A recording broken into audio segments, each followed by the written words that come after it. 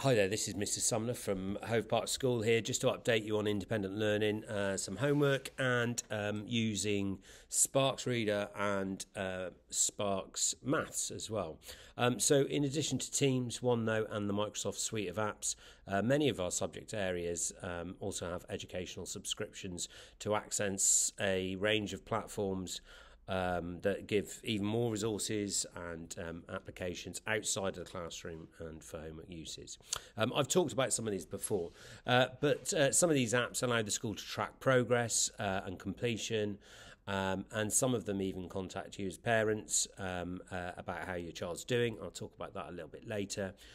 Most of these apps just require your child's school Microsoft 365 login, so that's their email address and their password, and they should know those. So it's not a separate login, and they probably haven't forgotten it. So just check that they know their email and their password and log in with those. As always, though, contact your child's teacher should you have any issues getting into these apps, and of course contact tutors as well if any of your children are having difficulty logging in with their Microsoft 365 email and password. So look, let's take a look at what our maths and English departments offer you. So Sparks Reader gives all students access to a wide range of books and text suitable for their level, and this is at home and in school. So any of the homework tasks that our teachers have set, they are also personalised as well to the level, so all students can experience regular success in reading.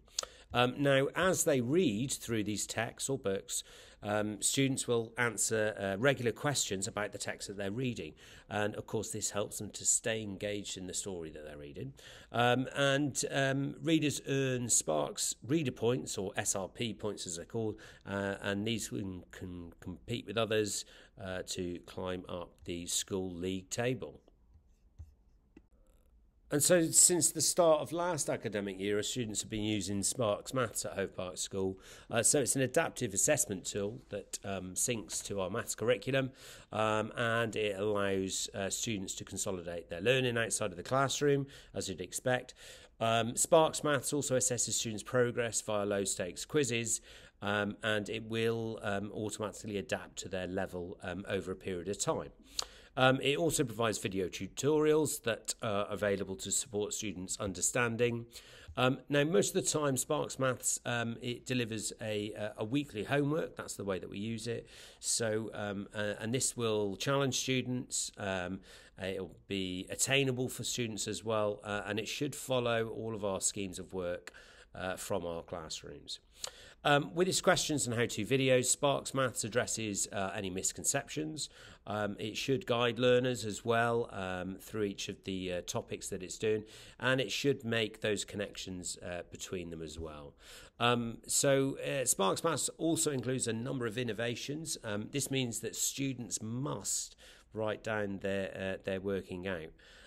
It will ask at some point in the homework for these bookwork codes as they go through it. So the idea is that it's checking that they did in fact work out the solutions to problems on paper using a pencil or pen, but essentially be able to recall those bookwork codes to check that they did in fact do that. Of course, as I said before, there's support videos to prevent loss of motivation as well, and this will help with some of the retrieval practice, helps with long-term memory. That's interweaved into the homework as well. Okay, that's it from me. I hope you found this update helpful. Just a reminder that maths and English homework for these two platforms is always due on Fridays, so that's really easy for our students to remember. You should also receive a weekly email from Sparks, and this will direct you as parents to the parent portal. I think it's like an orange banner in the email, and you can view their Sparks Maths scores and their Sparks Reader scores as well.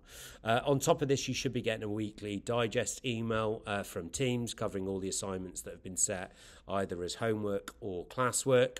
It's the homework, obviously, that you should be watching out for.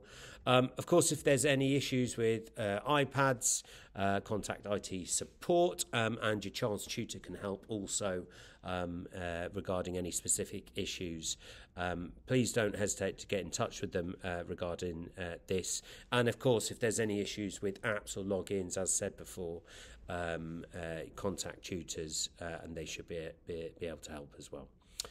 So hopefully I'll catch you again soon in another update, but that's it from me for now. Cheers. Bye-bye.